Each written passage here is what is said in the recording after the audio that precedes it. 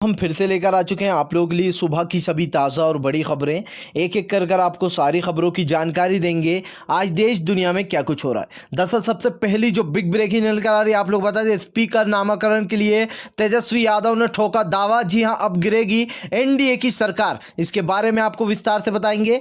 वहीं पर दूसरी बिग ब्रेकिंग में हम आपको बताएंगे ममता बनर्जी ने खोली शाह की पोल। जी हां, 5 स्टार का खाना, आप लोगों को बता दें, एक 5 स्टार का खाना दलित समाज के घर पर जाकर खा रहे थे, ममता बनर्जी ने पोल खोल दी है, इसके बारे में भी आपको विस्तार से बताएंगे। वहीं पर तीसरी बिग ब्रेकिंग में हम आपको बताएंगे, जी हां, अडानी और अंबानी को मोदी ने दे दी खुली छूट प्राइवेट बैंक खोलने की। अब क्या होगा आप जानते, पैसा आपका और ऐश करेंगे अडानी और अंबानी, इसके बारे में आपको विस्तार से बताएंगे क्या कुछ हुआ है। वहीं पर चौथी बिग ब्रेकिंग में हम आपको बताएंगे, जी हां, दरअसल आप लोग बता दें, तेजस्वी यादव का बड़ा हमला। कहा नीतीश जी ने 19 लाख नौकरियां देने का वादा किया था, अगर पहले ही जनवरी महीने में अगर नौकरियां पहले ही महीने में नहीं मिली तो उसके बाद सड़कों पर उतर जाएंगे हम लोगों के साथ। जी हां, इसके बारे में भी आपको विस्तार से बताएंगे। वहीं पर अगली बिग ब्रेकिंग में हम आपको बताएंगे लव जिहाद पर, आप लोग बता दें, इलाहाबाद हाई कोर्ट का बड़ा फैसला मोदी सरकार को, जी हां, मोदी और योगी को लगा बड़ा झटका, इसके बारे में भी आपको विस्तार से बताएंगे। वहीं पर अगली बिग ब्रेकिंग में हम आपको बताएंगे, जी हां, दरअसल आप लोग बता दें, पश्चिम बंगाल में ममता बनर्जी और अमित शाह आमने सामने। जी हां, जिस तरीके से ढोंग कर रहे थे अमित शाह, इसको लेकर ममता बनर्जी ने कर दिया है खुलासा, इसके बारे में भी आपको विस्तार से बताएंगे। वहीं पर अगली बिग ब्रेकिंग में हम आपको बताएंगे, जी सदन के बाहर आज भी भयंकर विरोध, आप लोग बता दें, कांग्रेस ने किया नीतीश के खिलाफ जमकर विरोध, इसके बारे में भी आपको विस्तार से बताएंगे। वहीं पर अगली बिग ब्रेकिंग में हम आपको बताएंगे, चीन के सामने मोदी लगातार घुटने टेके जा रहा है, लेकिन ऐपों से निकाला जा रहा है बदला। जी हाँ, 43 ऐप फिर से बैन कर दी गई, आखिर ऐपें बैन करने से क्या होगा, इसके बारे में भी आपको विस्तार से बताएंगे। वहीं पर अगली बिग ब्रेकिंग में हम आपको बताएंगे, राहुल गांधी ने बोला मोदी सरकार पर बड़ा हमला, कहा मीडिया के सहारे नहीं जीती जा सकती चीन से जंग। जी हाँ, ये दलाल मीडिया जंग जीतने में साथ नहीं देने वाली, मोदी जी खुलकर बोलिए, इसके बारे में भी आपको विस्तार से बताएंगे। वहीं पर अगली बिग ब्रेकिंग में हम आपको बताएंगे, तेजस्वी यादव को मिला युवाओं का साथ। जी हाँ, कहा 10 लाख नौकरियां देने पर उठा रहे थे सवाल, अगर 19 लाख नौकरियां नहीं दी तो युवाओं के साथ सड़कों पर उतर जाऊंगा। जी हां, घर के सामने डेरा जमा लेंगे, इसके बारे में भी आपको विस्तार से बताएंगे। वहीं पर अगली बिग ब्रेकिंग में हम आपको बताएंगे, जी हां, आरबीआई बनी दलाल, दे दी प्राइवेट बैंक खोलने की अनुमति, इस पर सरकार पर उठे सवाल। आप लोग बता दें, रघुराम राजन ने जो यहां पर साफ साफ मना किया था, ये एक्सपर्ट है बैंक के, और इन्होंने जो यहां पर मना किया था उसके बावजूद भी रघुराम राजन की बात नहीं मानी गई और प्राइवेट बैंक खोलने की इजाजत दे दी गई है। यानी कि अब अडानी और अंबानी के राज में आपका पैसा होगा और आप सोच लीजिए फिर किस तरीके से लुटेगा। अभी ही बैंक डूब रहा है तो बाद में तो चोर के हाथ में ही कुंजी दे दी जाएगी, इसके बारे में भी आपको विस्तार से बताएंगे। खैर, चलिए बढ़ते हैं सबसे पहली और सबसे बड़ी खबर की ओर। दरअसल आप लोग बता दें कि स्पीकर के नामाकरण के लिए तेजस्वी यादव ने ठोका दावा। जी हां, आप लोग बता दें, तेजस्वी यादव की इस वाली चाल से एनडीए और बीजेपी को लग रहा है बड़ा झटका। जी हां, कयास लगाया जा रहा है कि कभी भी बीजेपी और एनडीए की मिलीजुली सरकार कभी भी गिर सकती है, डबल इंजन सरकार। दोस्तों, जिस तरीके से तेजस्वी यादव ने, जी हाँ, नामाकरण पद के लिए, यहाँ पर स्पीकर पद के लिए नामाकरण में अपना दावा ठोक दिया, ऐसे में बीजेपी और एनडीए को बड़ा झटका लगता हुआ नजर आ रहा है। आप लोगों को बता दें, यहाँ पर उनकी उनकी उनकी तरफ से जो यहाँ पर उन्होंने कहा है कि हम जीत हमारी ही होगी। जी हाँ, हमने अपना एक जो दावेदार उतारा है और ऐसे में नामाकरण भी ठोक दिया गया, यानी कि बीजेपी और एनडीए को बड़ा झटका यहाँ पर लगता हुआ नजर आ रहा है। तेजस्वी यादव फुल मूड में नजर आ रहा है। पहले तो वो, आप लोग बता दें, एक का विकेट पहले ही उड़ा चुके और इस चीज़ को लेकर बीजेपी ही पहले ही परेशान थी। आप लोग बता दें, यहाँ पर अवधूत बिहारी चौधरी को यहाँ पर उतारा गया है और ऐसे में कहा जा रहा है कि वही स्पीकर का पद हासिल कर सकते हैं, यानी कि तेजस्वी यादव ने खेल दिया है बीजेपी और एनडीए के खिलाफ बड़ा खेल। खैर, चलिए हम बढ़ते हैं एक और अगली बिग ब्रेकिंग की तरफ। बता दें आप लोगों को अगली जो बड़ी खबर निकल कर आ रही है, जी अडानी और अंबानी के हाथ में सौंपने जा रही है, पूंजीपतियों के हाथ में ही गरीब लोगों की जितनी भी सैलरी पैसा जो आता है, जो लोग बैंक में रखते हैं, अब उन लोग के लिए बड़ी दिक्कत। आप लोग बता दें, अडानी और अंबानी के हाथ में अब दी जा रही है प्राइवेट बैंकों की चाबी। सोच लीजिए आप, इससे पहले ही लोग न जाने कितने बैंक डूब चुके और बैंकों के बाहर लोग खड़े हुआ करते थे, लेकिन अब तो चोर के हाथ में चाबी दे दिए। पैसा कमाएंगे आप, ऐश करेंगे अडानी अंबानी, पैसा मेहनत से कमा कर जोड़ेंगे कि पूंजी करके आप, पता चलेगा बैंक डूब गया रातों रात। जी हाँ, क्योंकि यहाँ पर आप लोग बता दें, एक्सपर्ट रघुराम राजन ने मना किया था सरकार को कि प्लीज़ आप लोग ऐसा बिल्कुल ना करें, प्राइवेट बैंक खोलने की अनुमति बिल्कुल ना दी जाए। लेकिन आप लोग बता दें उसके बावजूद भी रघु राजन की बात नहीं मानी गई एक्सपर्ट की, और जो यहाँ पर मोदी जी और सरकार ने, आरबीआई ने ये अनुमति दे दी कि प्राइवेट बैंक खोल सकते हैं। अब आप खुद सोच लीजिए, अडानी और अंबानी जो कि आप लोगों के पैसे पर राज करेंगे। जी हाँ, आप लोग कमाएंगे, वो लोग ऐश करेंगे। आपने अभी बैंकों की हालत देखी रखी, कैसे बैंक मर्ज होकर अपनी आधी बची कुची सांस से गंवा रहा है।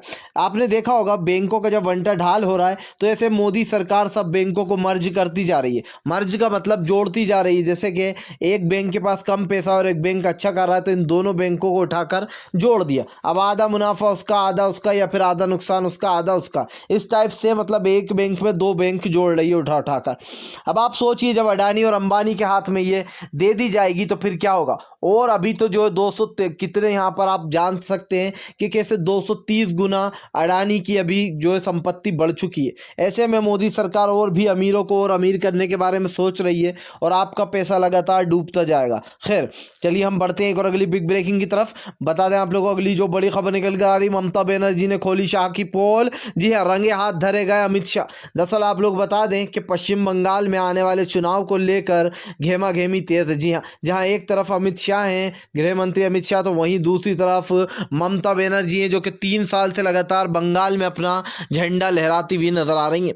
ऐसे में आप लोग बता दें, अब ममता बनर्जी और अमित शाह आमने सामने आ चुके हैं, जहाँ पर ममता बनर्जी ने बड़ा हमला बोला है अमित शाह पर। दरअसल आप लोग बता दें, अभी दौरे पर जब अमित शाह पहुंचे थे पश्चिम बंगाल, उसको लेकर अमित शाह की पोल खोलती हुई नजर आई हैं यहाँ पर। जी हाँ, ममता दीदी के ना जिस दलित समाज के घर में जाकर, यानी कि जिस आदिवासी के घर में जाकर अमित शाह खाना खाने का दिखावा कर रहे थे, वो खाना 5 स्टार से आया हुआ था। वो सिर्फ दलित समाज के घर पर बैठकर वो खाना खा रहे थे। और दोस्तों ये बात कहीं ना कहीं ये इशारा भी करती है कि बीजेपी किसी भी हद तक जा सकती है। जी हाँ, बड़ी पोल खोलती हुई नजर आई है। दरअसल पश्चिम बंगाल का चुनाव इस वक्त सबसे गर्मा गर्मी में है और बीजेपी की सरकार लगातार 3 सालों से वहां पर हारती हुई नजर आ रही है।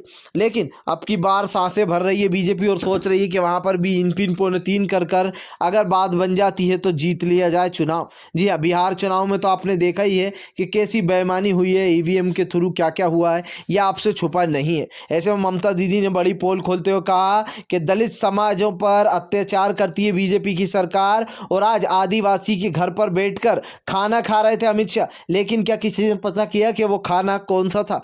वो खाना 5 स्टार से आया हुआ था, सिर्फ थाली में परोस कर उस महिला के घर पर रख दिया गया। तो आप खुद देख सकते हैं किस तरीके से अमित शाह की पोल पट्टी खोल दी है ममता दीदी ने। खैर चलिए हम बढ़ते हैं एक और अगली बिग ब्रेकिंग की तरफ। बता दें आप लोगों को अगली जो बड़ी खबर निकल कर आ रही है। जी हाँ, तेजस्वी यादव का बड़ा हमला। कहा नीतीश जी एक बात याद रखना, 19 लाख नौकरियों का याद दिलाता रहूंगा।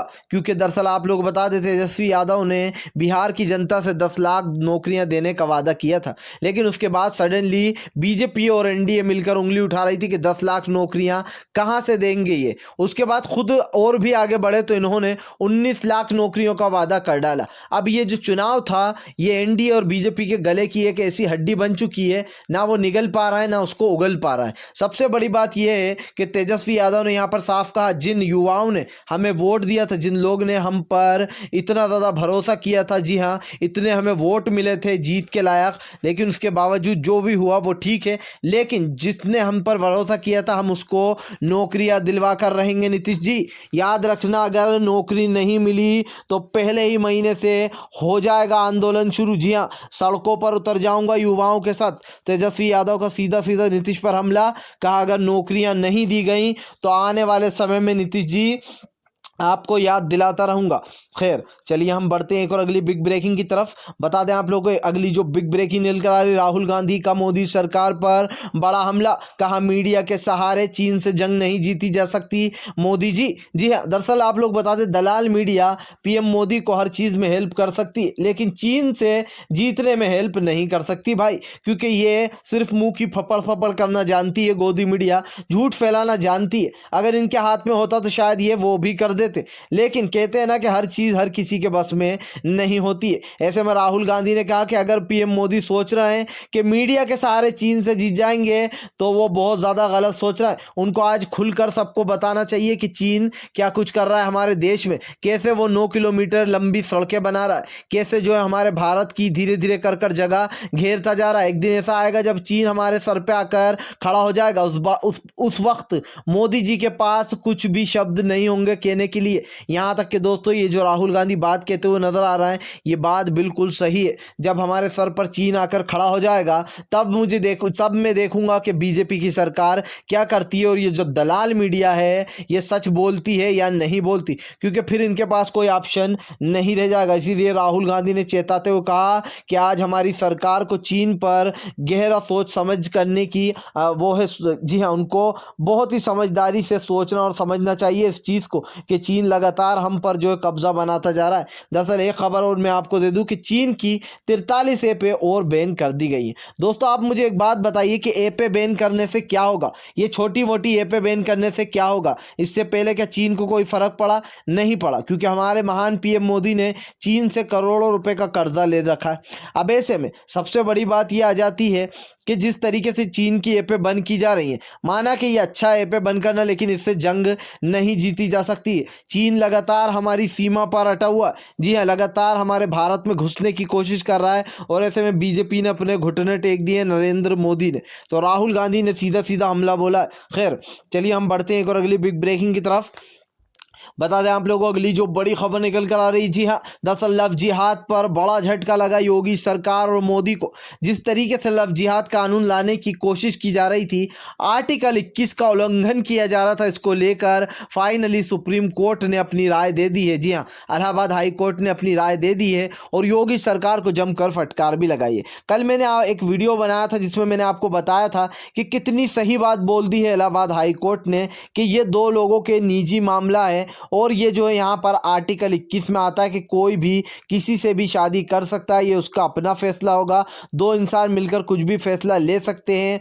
दरअसल आप लोग बता दें कि यहाँ पर जिस तरीके से लव जिहाद को उठाया जा रहा था और बीजेपी इसको एक मुद्दा बना रही थी लगातार, इसका सिर्फ एक ही वो था कि इसको हिंदू मुसलमान के तौर पर यूज़ किया जाए। आने वाले चुनाव जो आने वाले जगह जगह जैसे पश्चिम बंगाल और अभी यूपी में भी होंगे, तो इन चीज़ों को लेकर सरकार पहले से एक माहौल बनाना चाहती थी, लेकिन इस पर इलाहाबाद हाई कोर्ट ने फटकार लगाते हुए कहा कि आप कुछ भी केस उठाकर ले आते। जी हाँ, ऐसा कुछ भी नहीं है। अगर आप लोग बता दें कि आर्टिकल 21 का जिक्र मैंने आपको पहले भी बताया, फिर बता दूं कि आर्टिकल 21 यानी कि 21 का जिक्र पहले ही असदुद्दीन ओवैसी ने कर दिया था और वही हुआ भी। असदुद्दीन ओवैसी ने साफ साफ कहा था कि 21, जी हाँ, एक आर्टिकल 21 पढ़कर देखें, उसमें उन्हें साफ पता चल जाएगा कि यह संविधान के खिलाफ है। जी हाँ, आप किसी की निजी जिंदगी में घुस नहीं सकते हो।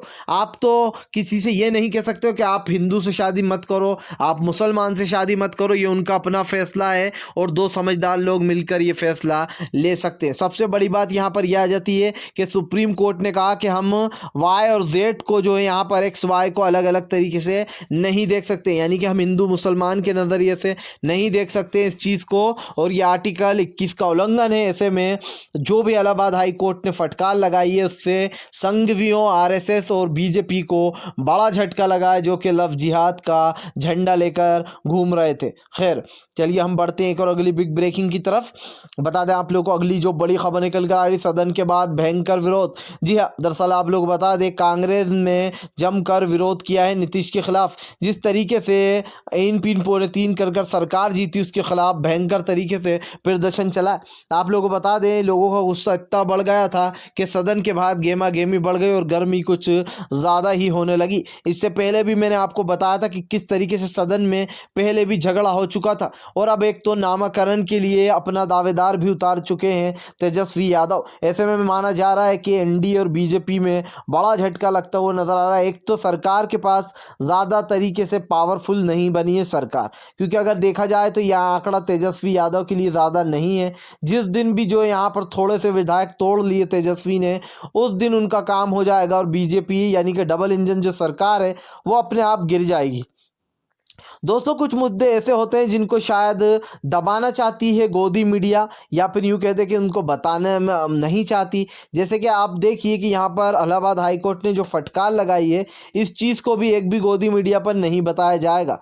और ये मैं आपसे पहले से कहता हुआ आया हूँ, फिर कह रहा हूँ कि जो भी मोदी के ख़िलाफ़ फैसले होते हैं या फिर बीजेपी के ख़िलाफ़ जो फैसले होते हैं, उन्हें गोदी मीडिया बताने में डरता है, क्योंकि मीडिया के ऊपर प्रेशर डाल रखा है, मीडिया के मुंह में इतना ठूस रखा है कि उनके मुंह से सच निकलना बंद ही हो गया। लगभग मुझे नहीं याद होगा कि एक भी सच्चा हिंदुस्तानी अब कोई इस मीडिया चैनल को देखता होगा।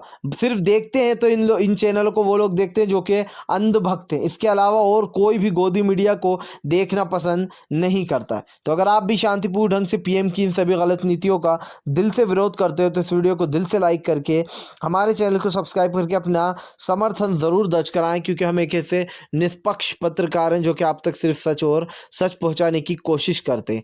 तो हम मिलेंगे आपसे नेक्स्ट वीडियो में, तब तक के लिए वंदे मातरम, जय हिंद।